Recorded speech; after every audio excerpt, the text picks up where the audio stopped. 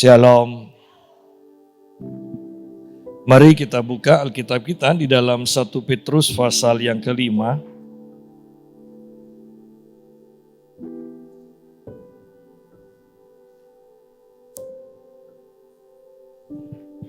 Satu Petrus pasal yang kelima ayat 5, ayat yang ke-6 sampai ayat yang ke-10. Karena itu, rendahkanlah dirimu di bawah tangan Tuhan yang kuat, supaya kamu ditinggikannya pada waktunya. Serahkanlah segala kekhawatiranmu kepadanya, sebab Ia yang memelihara kamu. Sadarlah dan berjaga-jagalah. Lawanmu si iblis berjalan keliling sama seperti singa yang mengaum dan mencari orang yang dapat ditelannya. Lawanlah dia dengan iman yang teguh, sebab kamu tahu bahwa semua saudaramu di seluruh dunia menanggung penderitaan yang sama. Dan Allah sumber segala kasih karunia yang telah memanggil kamu dalam Kristus kepada kemuliaannya yang kekal, akan melengkapi, meneguhkan, menguatkan, dan mengokohkan kamu sesudah kamu menderita seketika lamanya. Nah, kita berbicara tentang peperangan rohani sekarang, dan secara khusus di sini disebutkan lawanmu adalah si iblis. Ya, ayat yang ke-6 dan ayat yang ke-7 nanti kita akan bahas. Setelah kita membahas ayat yang ke-8 ini terlebih dahulu. Sadarlah dan berjaga-jagalah. Lawanmu si iblis berjalan keliling sama seperti singa yang mengaum-ngaum dan mencari orang yang dapat ditelannya. Di dalam kitab Efesus pasal yang ke-6 dikatakan bahwa perjuangan kita bukan melawan darah dan daging, melainkan melawan pemerintah-pemerintah, penguasa-penguasa, dan penghulu-penghulu, dan roh-roh jahat di udara. Nah, di sini dijelaskan secara sederhana, lawanmu si iblis. Berarti ini ketuanya, ya. Ketuanya dari pemerintah, penguasa, penghulu, roh-roh jahat di udara. Berarti kita mendapatkan kehormatan. Ya kan tidak mudah untuk, atau kalau tidak selevel, tidak mungkin dilayani. Nah, kita sekarang lawan kita si iblis. Ya, bukan anak buahnya lagi, si iblis. Berarti kita sudah naik level. Ya. Nah, di sini dikatakan sadarlah dan berjaga-jagalah. Sadar. Sadar berarti jangan sampai kita terlena. Dan berjaga-jaga itu selalu kaitannya dengan berdoa. Kalau Anda perhatikan, berjaga-jagalah dan berdoalah. Berdoalah dan berjaga-jagalah. Itu selalu gandengannya. Ya. Nah, di sini dikatakan sadarlah dan berjaga-jagalah. Lawanmu si iblis. Sadar bahwa lawan kita adalah iblis, berjaga-jagalah, berdoalah karena lawan kita iblis. Berarti kita tidak boleh tertipu. Dikatakan bahwa kita harus sungguh-sungguh mengenakan seluruh perlengkapan senjata Allah, dikatakan, supaya kamu bisa bertahan melawan tipu muslihat iblis. Yang bahaya itu adalah tipu muslihatnya. Kalau iblisnya itu sudah dikalahkan di atas kayu salib itu, ya, iblis sudah dikalahkan. Tetapi iblis masih bisa menipu dan berusaha menipu kita. Buktinya, ketika kita diampuni dosa kita, maka gandengannya adalah Yesus dibangkitkan untuk membenarkan kita. Ya. Berarti kita adalah orang benar. Tetapi masih saja ada orang yang mengatakan, orang Kristen yang mengatakan, aku orang berdosa, aku orang yang lemah, aku tidak bisa hidup dalam kebenaran. Aku memang dilahirkan untuk selalu berbuat dosa. Ini tipu muslihat. Ya. Ketika kita sakit, kita mengatakan bahwa Allah lah yang membuat kita sakit. Ini tipu muslihat. Bahasa roh dikatakan itu dari setan. Ini tipu muslihat. Kenapa? Dengan kita tidak berbahasa roh, maka manusia rohani kita tidak bisa kuat. Ya. Itu tipu muslihat. Oleh karena itu di sini dikatakan, sadarlah, lawanmu si iblis. Iblis tidak bisa berhadapan dengan kita, muka dengan muka. Iblis hanya bisa menipu kita. Ya. Iblis hanya bisa mengalahkan kita kalau kita mau ditipu oleh iblis. Sadarlah dan berjaga-jagalah. Banyak berdoa. Berjaga-jagalah, banyak berdoa. Saya mau bernubuat dalam waktu 3-6 bulan ke depan akan terjadi banyaknya dan semakin banyaknya bangkitnya kekuatan roh-roh jahat. Anda akan banyak tertipu bahwa penyakit Anda adalah penyakit secara alami. Padahal itu adalah karena roh jahat. Perhatikan, dalam 3 bulan dan 3-6 bulan ke depan, Anda akan melihat banyak orang yang mempunyai penyakit yang aneh-aneh dan itu tidak akan bisa disembuhkan. Kecuali setannya diusir. Sehingga berarti 3-6 bulan ke depan, Anda harus menjadi orang yang penuh dengan kuasa Allah. Kalau tidak, Anda akan kebingungan. Anda akan hidup dalam kekhawatiran, Anda akan hidup dalam kekalahan. Bukankah akan banyak lagi rumah tangga yang akan hancur? Akan banyak pertengkaran demi pertengkaran dalam rumah tangga. Dan mereka kemudian putus asa. Aku sudah mengalah, aku sudah melakukan ini. Kok masih aja salah? Anda akan melihat banyaknya rumah tangga yang hancur. Karena lawan kita bukanlah kebodohan kita, bukanlah ketidakmengertian kita, tetapi lawan kita adalah si iblis. Ya. Sadarlah dan berjaga-jagalah, lawanmu si iblis berjalan keliling sama seperti singa yang mengaum-ngaum, ya. Singa yang mengaum-ngaum membuat orang takut, ya, padahal belum lihat singanya. Perhatikan ayat yang ke-7 dikatakan, serahkanlah segala kekhawatiranmu kepada Tuhan, sebab Tuhan yang memelihara kamu. Apakah kita sungguh kenal Tuhan? Apakah kita sungguh yakin bahwa Tuhan memelihara kita? Kalau kita tidak yakin bahwa Tuhan adalah pemelihara kita, maka kita akan hidup dalam kekhawatiran. Mengapa kita hidup dalam kekhawatiran? Karena kita tidak percaya dan tidak mengenal Tuhan dengan benar. Mengapa kita hidup dalam kekhawatiran? Karena kita mendengarkan auman dari singa itu. Padahal singanya belum kelihatan. Anda coba lihat. Bahkan ketika kita memegang uang pun, ada kalanya kita atau orang-orang tertentu masih saja khawatir.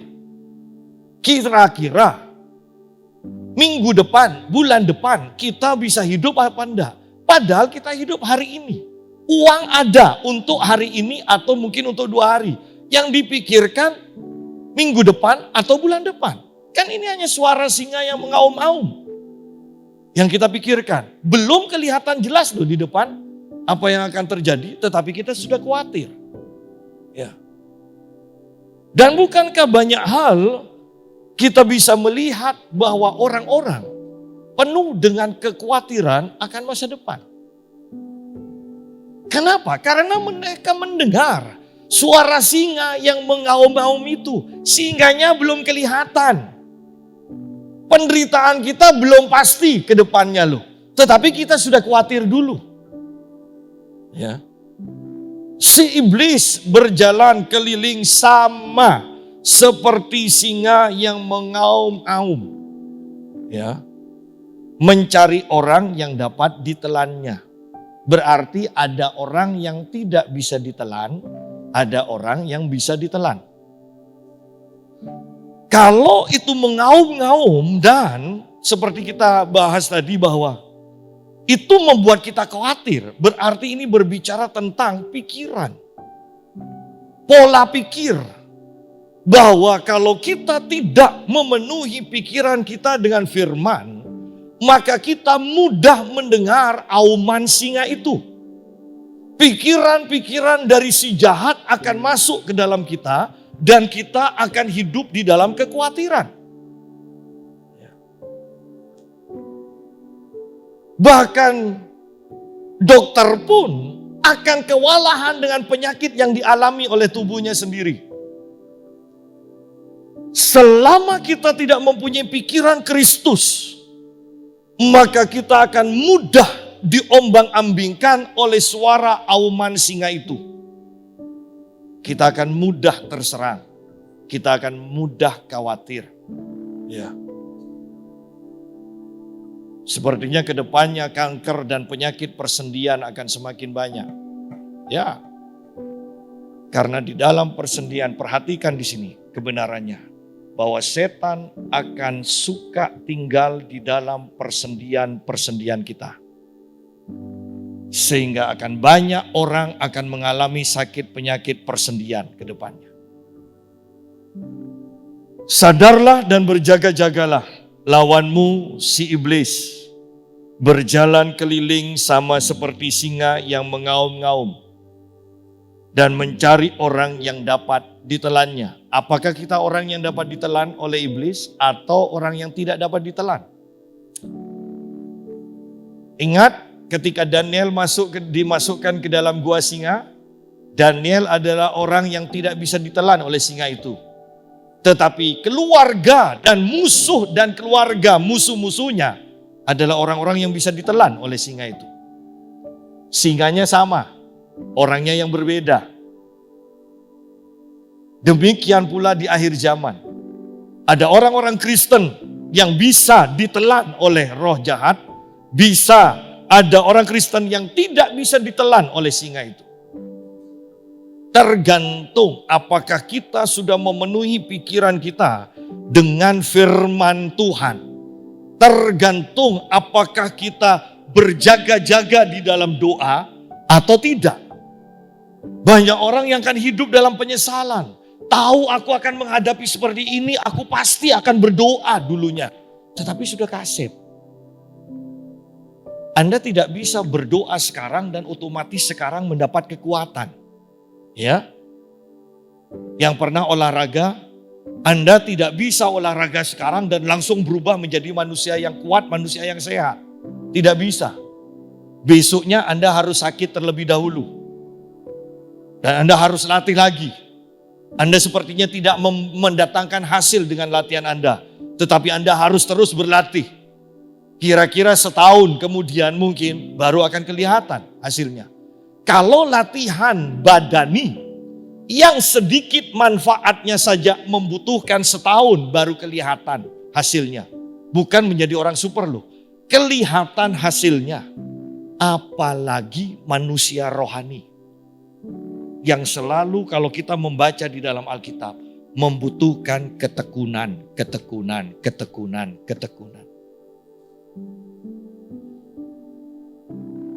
Ini waktu yang tidak main-main.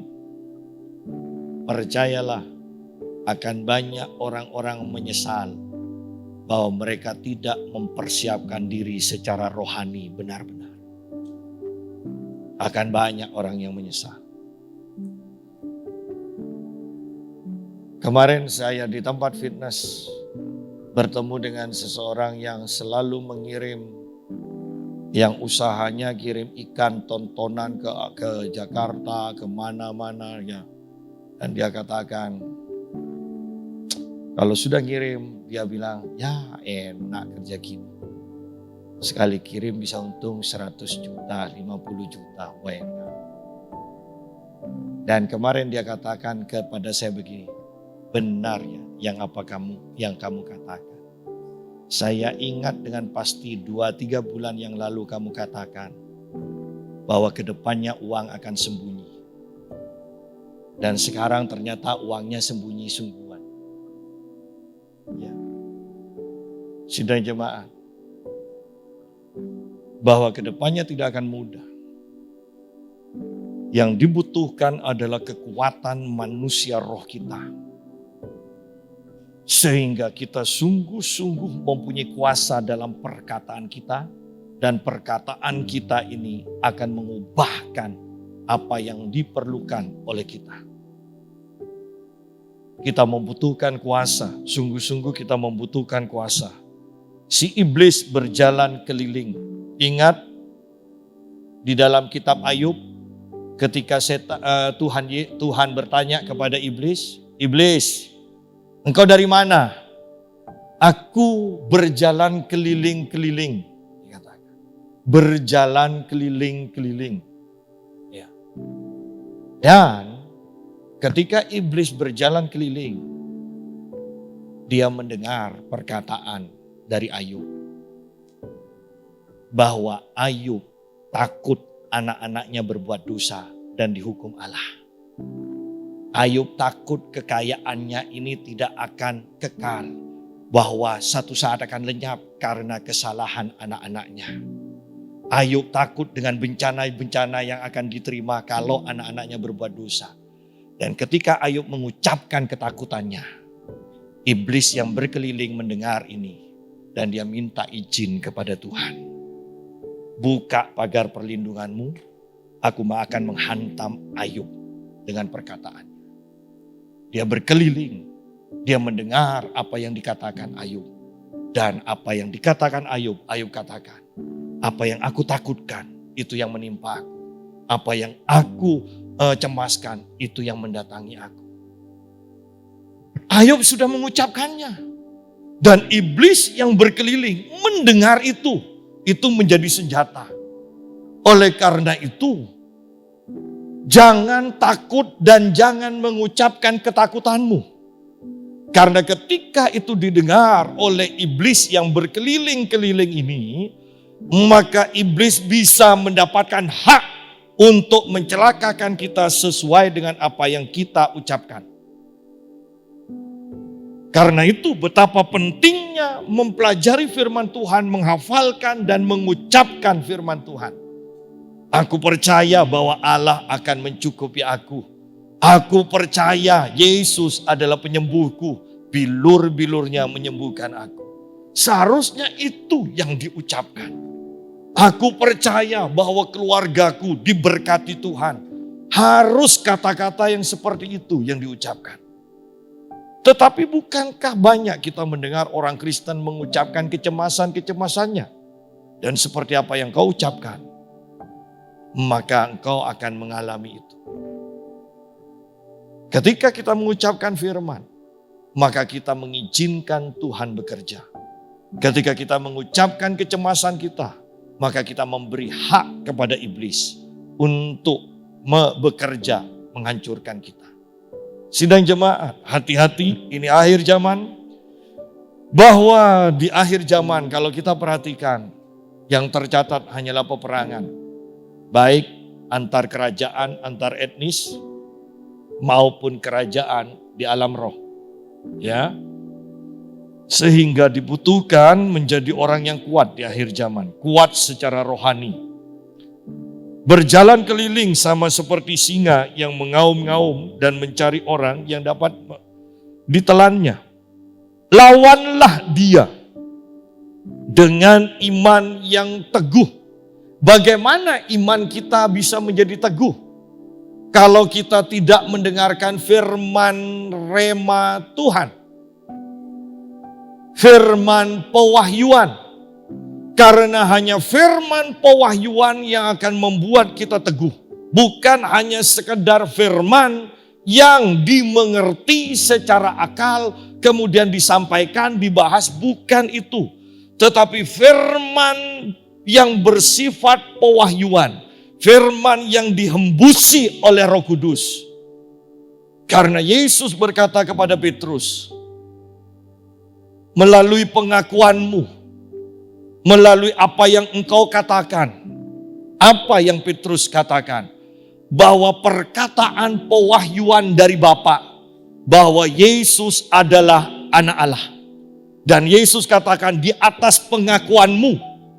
Pengakuan apa? Pengakuan pewahyuan yang Petrus dapatkan melalui Bapa di surga. Di atas pewahyuan aku akan membangun jemaatku dan pintu alam maut tidak akan bisa menguasainya. Tanpa jemaat dibangun di atas firman pewahyuan, maka jemaat itu tidak akan menjadi kuat. Hanya sekedar ibadah. Tetapi ketika diserang pakai santet, mereka akan kalah. Mereka akan kena santet. Ketika roh jahat memberi penyakit, maka mereka akan sakit. Ketika roh jahat mengucapkan kata-kata yang menakutkan, maka mereka takut. Hanya firman pewahyuan yang akan membuat jemaat Tuhan menjadi jemaat yang kuat. Dan saya tekankan, tidak ada pewahyuan tanpa orang itu dekat dengan Tuhan. Ini membutuhkan waktu yang panjang, perjalanan yang panjang bersama Tuhan. Lawanlah dia dengan iman yang teguh. Iman yang timbul dari pendengaran akan firman Tuhan. Dan bukan sekedar firman, tetapi firman rema dikatakan. Firman pewahyuan. Lawanlah dia dengan iman yang teguh. Tanpa kita mempunyai iman, maka kita akan hancur. Kita akan hancur. Banyak orang meremehkan iman. Anda punya uang, tetapi tanpa iman, uangmu akan habis. Anda sehat, tanpa iman, kesehatanmu akan hancur. Anda punya keluarga yang harmonis, tanpa iman, keluargamu bisa hancur. Lawanlah dia dengan iman yang teguh. Kita butuh iman. Bahkan ketika Yesus datang nantinya, dikatakan oleh Yesus, apabila anak manusia datang, apakah dia mendapatkan iman di muka bumi? Iman yang dicari. Yesus tidak cari harta. Yesus tidak cari kedudukan. Yesus tidak cari keberhasilan kita. Yesus mencari iman di muka bumi. Tanpa iman yang teguh, kita tidak bisa mengalami pengangkatan. Tanpa iman yang teguh, kita tidak bisa berdiri tegak di hadapan tahta anak domba Allah itu. Dan bagaimana mungkin kita bisa mempunyai iman yang teguh tanpa kita mempunyai kesungguhan hati dalam beribadah, dalam bersaat teduh di rumah, dalam menjalin hubungan dengan Tuhan. Lawanlah dia dengan iman yang teguh, sebab kamu tahu bahwa semua saudaramu di seluruh dunia menanggung penderitaan yang sama. Perhatikan, semua saudaramu menanggung penderitaan yang sama. Semuanya mengalami penderitaan yang sama. Semuanya menghadapi akan auman singa ini. Hanya tidak semuanya bisa ditelan. Tetapi sebagian besar bisa ditelan. Ya, sebagian besar bisa ditelan. Kemudian, ketika berbicara lawanlah dia dengan iman yang teguh sebab kamu tahu bahwa semua saudaramu di seluruh dunia menanggung penderitaan yang sama. Ayat ini jelas mengacu bahwa penderitaan itu ditimbulkan oleh si iblis. Tidak ada penderitaan ditimbulkan oleh Tuhan kita yang baik. sekali kita menuduh Tuhan yang memberikan penderitaan, maka kita tidak punya hak untuk meminta Tuhan untuk melepaskan kita dari penderitaan. Benar? Karena kita mengatakan yang memberi penderitaan Tuhan, masa Tuhan yang akan melepaskan dari penderitaan. Kalau kita mengatakan penyakit kita dari Tuhan, kita tidak punya hak untuk minta kesembuhan dari Tuhan. Karena Tuhan yang memberikan penyakit.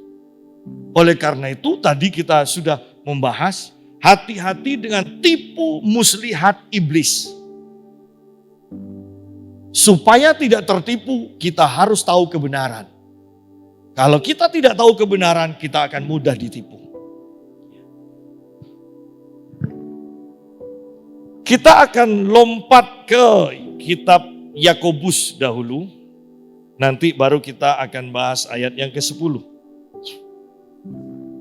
Kitab Yakobus, pasal yang keempat,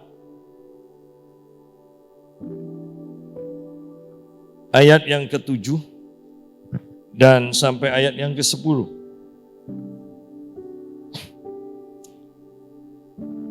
Karena itu tunduklah kepada Allah dan lawanlah iblis, maka ia akan lari daripadamu. Mendekatlah kepada Allah dan ia akan mendekat kepadamu. Tahirkanlah tanganmu, hai kamu orang-orang berdosa, dan sucikanlah hatimu, hai kamu yang mendua hati. Sadarilah kemalanganmu, berdukacita dan merataplah. Hendaklah tertawamu kamu ganti dengan ratap dan sukacitamu dengan dukacita. Rendahkanlah dirimu di hadapan Tuhan dan ia akan meninggikan kamu. Ini sama dengan 1 Petrus, ya kan? Ayat yang ke-10 ini sama dengan 1 Petrus pasal yang ke-5 tadi, ayat yang ke-6. Karena itu rendahkanlah dirimu di bawah tangan Tuhan yang kuat, supaya kamu ditinggikannya pada waktunya. Sama. Nah, kitab Yakobus mengatakan, untuk bisa melawan iblis, kita harus tunduk kepada Allah. Seberapa besar ketundukan kita kepada Allah, sebesar itulah kuasa yang kita miliki untuk menghadapi si iblis. Semakin kita tunduk kepada Allah, maka kita akan semakin cepat di dalam mengusir setan, dan setan itu akan pergi. Padahal kita ketahui bahwa ada bidang-bidang tertentu dalam kehidupan seseorang yang sukar untuk tunduk kepada Allah. Disinilah bahayanya kalau kita tidak terus diperbaharui dari sehari ke sehari. Karena ingat, lawan kita itu berjalan berkeliling.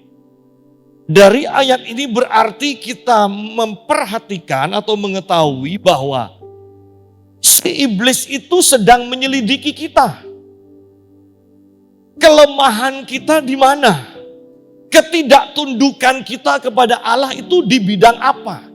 Sehingga di bidang itulah kita akan dihancurkan. Banyak hamba-hamba Tuhan jatuh dalam perzinahan.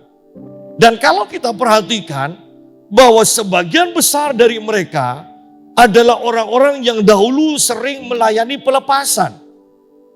Kenapa mereka bisa jatuh seperti itu? Karena mereka tertipu. Mereka berpikir enggak apa-apa lihat film porno, kita kan orang dewasa. Selalu kata-kata mereka, kita orang dewasa. Ada seorang hamba Tuhan yang sudah berumur, setiap pagi di dalam satu grup, dia selalu memberikan gambar-gambar cewek-cewek yang muda yang mulus-mulus. Dan ketika yang lain merasa gerah, yang lain mengatakan, "Om, enggak pantas om, masa hamba Tuhan ngirim seperti ini." Kemudian dijawablah, kan kita harus menikmati karya Tuhan. Enggak masalah, kita kan dewasa. Nah, lihat, banyak orang tertipu di sini. Banyak orang yang tertipu bahwa hanya masalah waktu. Bahwa ketidaktundukan kita kepada Allah itu akan menjadi peluang bagi setan untuk menghancurkan kita. Oleh karena itu ketundukan kita ini kepada Allah harus dalam segala bidang. Supaya kita sungguh tidak memberikan celah kepada setan untuk menyerang kita. Nah, kembali bagaimana caranya? Tidak ada hal yang lain yang bisa kita lakukan kecuali mendekat kepada Tuhan. Mempunyai saat teduh, dikoreksi oleh firman, dikoreksi oleh Roh Kudus. Kita harus membiarkan diri kita terus diperbarui, terus dikoreksi, terus ditegur. Jangan marah kalau firman yang disampaikan itu kena kepada kita, menegur kita. Karena itu sebenarnya sedang mempersiapkan kita supaya ketika setan menghantam kita di bidang itu, kita tidak akan kena. Karena kita sudah diperbarui, kita sudah diubahkan, kita dipersiapkan Tuhan untuk menghadapi semuanya. Seringkali orang-orang gampang tersinggung. Sehingga mereka dari awal sudah tertipu dengan tipu muslihat iblis. Mereka akan terus turun dalam hubungan mereka dengan Tuhan. Saya mau katakan begini. Ketika engkau ditegur oleh firman Tuhan, baik melalui khotbah, baik melalui suara Tuhan secara langsung, dan kau tidak meresponinya, maka sejak saat itu, kalau engkau tidak bertobat, engkau mau pindah kemanapun juga gereja yang terbaik yang engkau cari. Engkau mau beribadah seminggu 5 kali. Kalau pada waktu ditegur, engkau tidak meresponinya dengan benar, maka pada waktu itu juga, sejak saat itu, kerohanianmu akan terus menurun, terus menurun, terus menurun. Anda harus siap menjadi orang yang selalu ditegur. Kalau semakin sering ditegur, berarti Tuhan begitu memperhatikan kita. Tuhan ingin terus mengubahkan kita. Supaya pada waktu peperangan besar terjadi, kita muncul sebagai pemenang. Saya ingat ketika saya dulu latihan di Suryanaga. Sudah dilatih sedemikian rupa. Pikir saya sudah ngaca, badan saya bagus, sudah bagus. Masih aja pelatih saya bisa lihat sesuatu yang seharusnya diperhatikan. Ini kok masih ada lemaknya, bisa dicubit. Yang sudah sembunyi-sembunyi itu loh, yang sepertinya sudah tidak ada lemak, masih aja kelihatan. Tetapi bukankah itu demi kebaikan kita? Ya. Seringkali orang yang hatinya tidak benar, ketika mendapatkan teguran, dipikir itu adalah karena dia sirik pada kita. Dia tidak suka pada kita. Itu sengaja untuk menghancurkan kita. Tidak. Ketika respon kita benar, saya mau tekankan, sebenarnya Tuhan sedang mempersiapkan kita untuk menjadi pemenang di dalam peperangan yang dahsyat itu. Karena itu tunduklah kepada Allah dan lawanlah iblis. Kalau kita tidak mau tunduk kepada Allah, jangan coba-coba lawan iblis. Habis. Sungguhan habis kita. Ya. Habis. Oleh karena itu ada orang-orang yang mengatakan, jangan hati-hati kalau melayani pelepasan nanti serangan balik. Dan banyak kecelakaan, banyak musibah dialami oleh orang-orang yang melayani peperangan rohani atau mengusir setan. Kenapa? Tadi kita sudah bahas tentang tunduk kepada Allah dalam segala bidang. Ketika kita tidak tunduk dalam segala bidang, kita bisa ngusir setan. Bisa. Tetapi kita tidak akan lolos ketika serangan balik menyerang kita. Ya. Tetapi ketika kita sudah hidup benar, tunduk kepada Allah. Tidak usah takut, tidak usah memikirkan serangan balik. Karena ketika kita tunduk dan melakukan perintah atasan, maka atasan mempunyai kewenangan untuk melindungi kita. Dia harus dan akan melindungi kita karena kita ada di bawah otoritasnya. Ketika kita ada di bawah otoritas Tuhan, tunduk sungguh-sungguh kepada Tuhan, maka Tuhan pasti melindungi kita. Tunduk. Dan ini tidak mudah. Orang yang tunduk kepada Tuhan, maka dia juga akan tunduk kepada otoritas-otoritas di atasnya. Yang memang seharusnya dia tunduk. Karena itu tunduklah kepada Allah dan lawanlah iblis. Kalau sudah tunduk kepada Allah, kalau sudah taat kepada Allah, lawan iblis. Ini bukan soal metode bagaimana mengusir setan. Ingat 7 anak Skewa, mereka mempunyai metode yang benar. Dan mereka melakukan metode yang benar. Tetapi mereka tidak tunduk kepada Allah dalam kehidupan sehari-hari. Sehingga roh jahat itu menerpa mereka, menelanjangi mereka. Ya. Di sini dikatakan tunduklah kepada Allah. Baru setelah kita tunduk kepada Allah, lawanlah iblis. Maka ia akan lari daripadamu. Kalau kita tidak tunduk kepada Allah, kita melawan iblis, maka iblis bukan lari dari kita, tetapi iblis lari kepada kita. Iya kan? Ingat anak-anak Skewa, kan iblis lari kepada anak-anak Skewa. Bukan lari dari anak-anak Skewa. Ya. Maka ia akan lari daripadamu.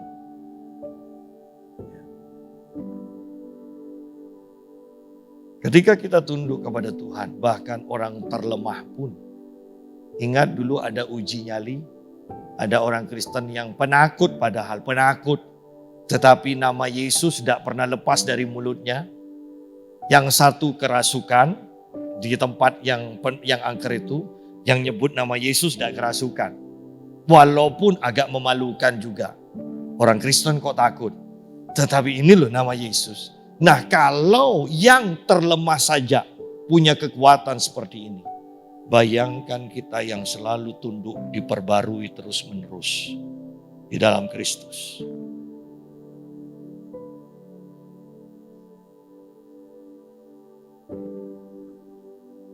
Anda harus semakin kuat. Dulu kalau saya ngusir setan atau pergi ke tempat yang angker, saya akan berdoa terlebih dahulu. Dan ketika tutup mata, saya bisa merasakan ada roh ini, ada roh ini.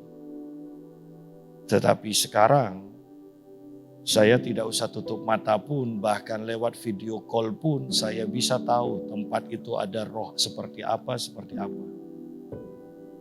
Semakin kita tunduk kepada Tuhan, maka manusia roh kita akan semakin kuat dan semakin tajam.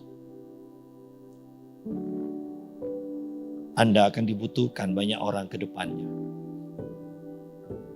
Karena banyak masalah yang tidak bisa diselesaikan. Karena mereka tidak tahu bahwa akarnya adalah si iblis. Banyak penyakit yang tidak bisa diselesaikan bahkan oleh dokter. Karena mereka tidak tahu bahwa akarnya adalah si iblis. Banyak kehancuran demi kehancuran terjadi dan tidak bisa diselesaikan. Kenapa? Karena akarnya adalah si iblis. Akarnya tidak ditangani. Ya, akarnya tidak ditangani.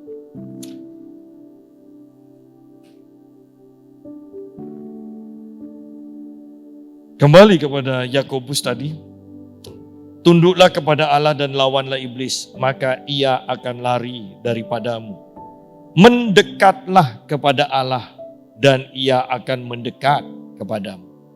Mendekatlah. Ingat, inisiatif adalah dari kita. Keselamatan, Tuhan Yesus yang mencari kita.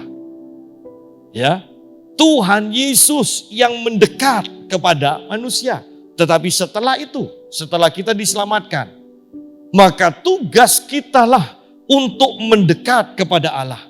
Ketika kita mendekat, maka Allah akan mendekat kepada kita. Ketika kita mendekat kepada Tuhan, maka Tuhan akan mendekat kepada kita. Bahkan Mazmur 91 yang terkenal itu, Anda akan memperhatikan bahwa baru ketika orang melekat, hatinya melekat kepada Tuhan. Bagaimana bisa melekat kalau tidak mendekat terlebih dahulu? Banyak orang selalu mengklaim perlindungan Tuhan, berkat Tuhan. Padahal kuncinya adalah di melekat. Dan ini tidak mudah. Melekat. Ya. Tidak ada orang yang tiba-tiba melekat, itu tidak ada. Coba orang-orang yang pacaran. Kan diawali dengan perkenalan lebih dahulu kan. Diawali oleh pendekatan. Nah, tanpa pendekatan tidak ada penyatuan. Tanpa pendekatan tidak ada penyatuan. Sama. Tanpa kita mendekat kepada Tuhan, tidak mungkin kita bisa melekat kepada Tuhan. Tanpa kita melekat pada Tuhan, kembali kepada ayat 1, tidak mungkin Tuhan mengizinkan kita ada di tempat rahasianya.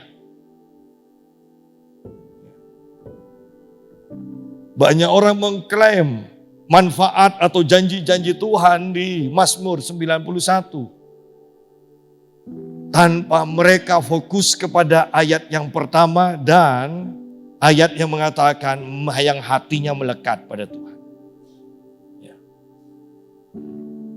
Mendekatlah kepada Allah dan Tuhan akan mendekat kepadamu. Kalau Tuhan mendekat pada kita, secara otomatis si iblis akan menjauh dari kita. Yakinlah, tanpa berperang pun kalau Tuhan mendekat pada kita, ada bersama kita, iblis tidak akan dekat-dekat sama kita. Ya. Ketika terang ada pada kita, secara otomatis kegelapan akan menyingkir dengan sendiri. Artinya, semakin kita dekat dengan Tuhan, maka peperangan kita akan sampai dalam level Tuhan yang berperang, Tuhan yang menang, dan kita diberi kemenangan oleh Tuhan. Nggak usah ngoyo, ya. Mendekatlah kepada Allah dan Ia akan mendekat kepadamu. Tahirkanlah tanganmu, hai kamu orang-orang berdosa. Sucikanlah hatimu, hai kamu yang mendua hati. Sadarilah kemalanganmu, berduka cita dan merataplah. Hendaklah tertawamu kamu ganti dengan ratap dan sukacitamu dengan duka cita. Saya sederhanakan aja ayat-ayat ini, tahirkanlah tanganmu. Bahwa untuk masuk dalam peperangan rohani, jaga kekudusan. Sederhananya itu saja. Jaga kekudusan. Ada beberapa kisah tentang pelepasan. Ya, ada beberapa kisah tentang pelepasan. Ketika kita tidak menjaga kekudusan kita, maka setan akan mempermalukan kita. Suatu saat ada pendeta yang mengusir roh-roh jahat dari seseorang yang kerasukan. Dan kemudian roh jahat ini mengatakan, adakah apa kamu mengusir aku? Kamu kan hidup dalam perselingkuhan. Yang lainnya tidak percaya, ini kan roh pendusta, tidak mungkin. Ya. Setannya ini berbicara, kalau tidak percaya coba hubungi nomor ini. Nah, yang lainnya tidak percaya, tapi yang ada di sana ada satu orang yang iseng. Coba sungguhan telepon dan ternyata benar. Sidang jemaat. Artinya bahwa ini kisah yang sebenarnya.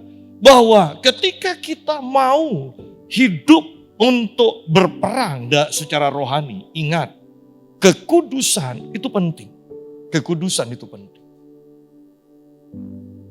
Seperti yang pernah saya sampaikan ketika saya melayani di Boyolali di Youth Camp bersama beberapa hamba Tuhan.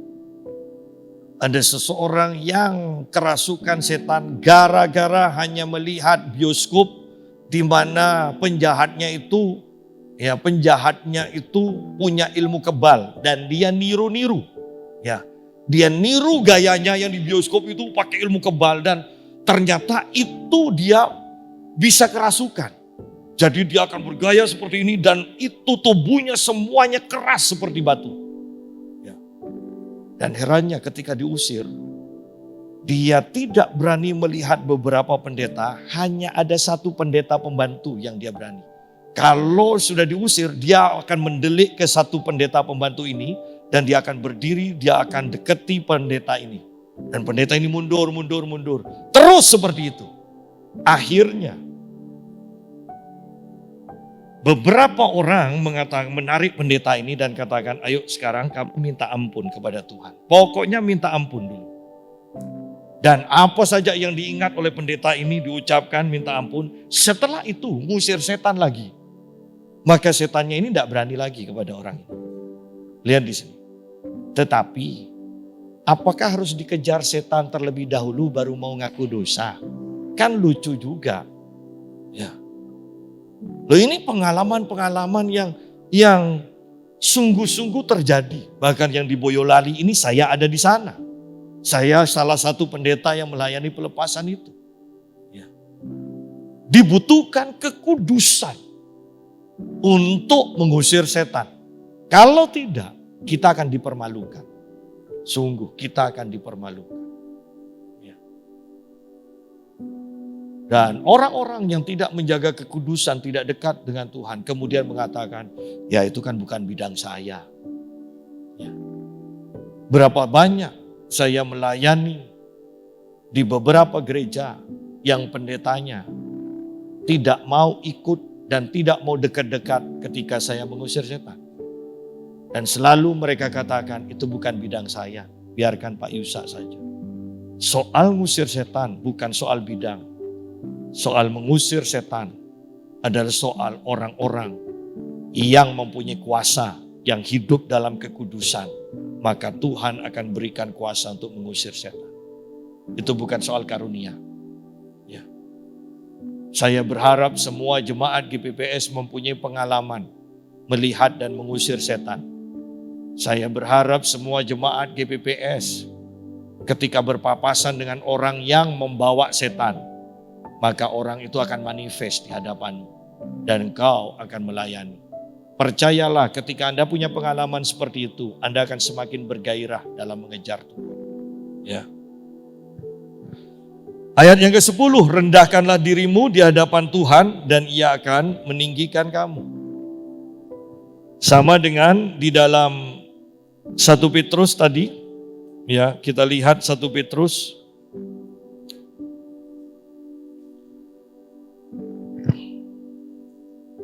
ayat pasal yang ke 1 Petrus 5 ayat yang ke-6. Karena itu rendahkanlah dirimu di bawah tangan Tuhan yang kuat, supaya kamu ditinggikannya pada waktunya. Terus merendahkan diri, terus merendahkan diri. Mungkin Anda katakan, tidak ada gunanya aku mendekat pada Tuhan, merendahkan diri, menyendiri dengan Tuhan, berdoa, menyembah Tuhan. Tidak ada gunanya. Tetapi ingat di sini, ada waktunya. Ada waktunya engkau akan ditempatkan Tuhan di tempat di mana semua orang tidak berdaya untuk mengatasi sesuatu masalah. Maka pada waktu itulah engkau akan dimunculkan Tuhan dan ditinggikan.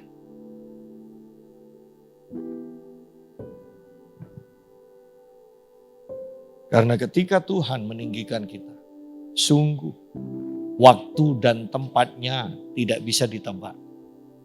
Ya.